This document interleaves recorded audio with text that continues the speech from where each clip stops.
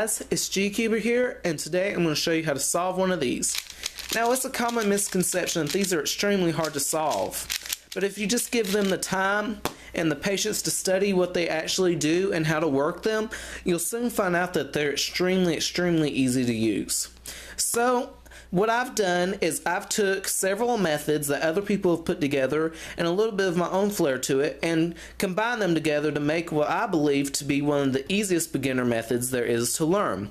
This actually cuts out a lot of unnecessary algorithms, that not unnecessary in the way that you don't ever need to learn them, just unnecessary in the way that if you're a beginner and you're just wanting to learn how to solve the Rubik's Cube, then you don't have to learn those. So the first thing that I'm going to do is I'm actually going to show you this method, and I'm going to go ahead and give this a nice scramble here, and that looks pretty good. And if you actually practice this, you will actually find out that if you work at it, you can get this, you can solve the Rubik's Cube using this method in about 30 seconds or less, if you just stick with it and work at it. So that's the method. I did not use anything that I won't be teaching in this lesson. I know that that probably really looked fast on this video, but once you practice it, you'll be moving just as fast. And so let's get to it.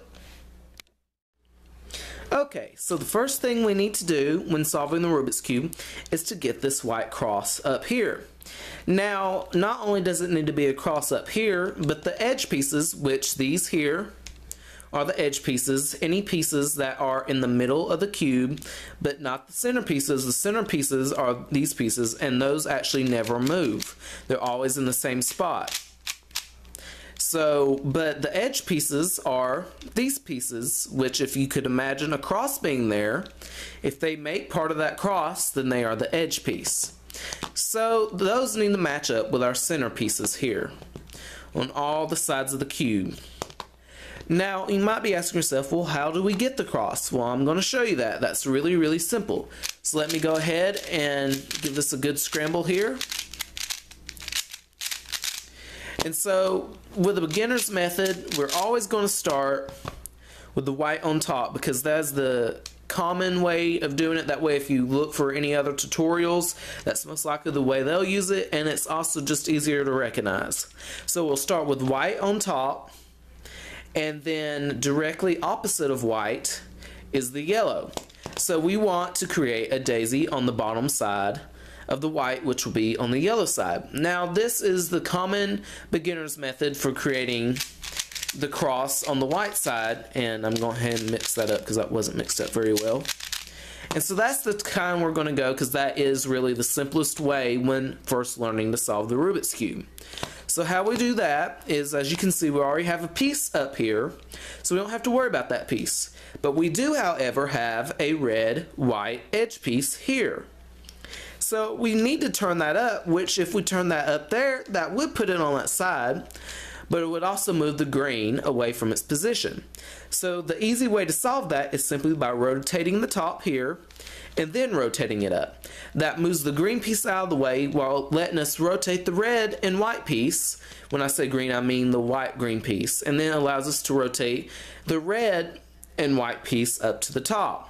So we'll go ahead and look for more pieces. There's a white blue edge piece, and here's our orange white edge piece.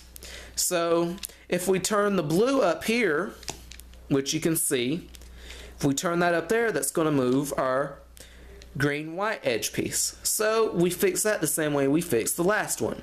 We simply just rotate the top and then turn it up. That moves it out of the way.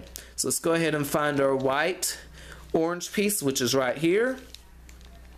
And you can see all we'd have to do is just rotate that twice, and that would put it up, but would also move our white green piece. So we fix that the same way we fix the others, and that's simply by turning the top twice and then turning that piece up. So now we have all of our edge pieces, our white edge pieces, on the yellow side. Now the way that we get it to the white side is really simple. We simply look at the second color. Our first color we're going to call the white color because that's the side we want to solve for. So our second color is going to be the second color on that edge piece that we're trying to turn. So easiest one I see here automatically is the white orange piece.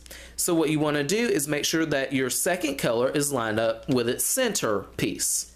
And once that's lined up, then you will turn that piece twice down. And that'll put it on the white side. So we want to align our white blue piece with the blue center. So we simply turn that until it gets to the blue center. And then we turn that down twice again. Now we have our green and our red white edge pieces, and so we just turn our green here by turning the top same way we do the other ones until we find it matching the center piece. Then we'll turn that down twice, and then our red is already there, so we'll just turn that down twice again. So now when we flip our cube over, we have our white cross made. So that is the first step to solving the Rubik's Cube, and either tomorrow or the next day I will get out a next video for the rest of the first layer of the cube. And if you like this video, be sure and give it a like, and for more video tutorials, reviews, and unboxings, be sure and click the subscribe button down at the bottom of the screen, and I appreciate it, and hope you have a good rest of your day.